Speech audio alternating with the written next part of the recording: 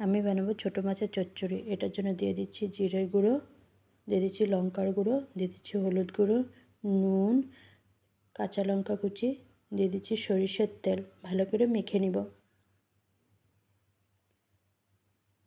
কড়াইতে দিয়ে দিচ্ছি সরিষার তেল, ফোড়নের জন্য দিয়ে দিচ্ছি কালো জিরে, দিয়ে দিচ্ছি মাছগুলো, ভালো করে ভেজে নেব।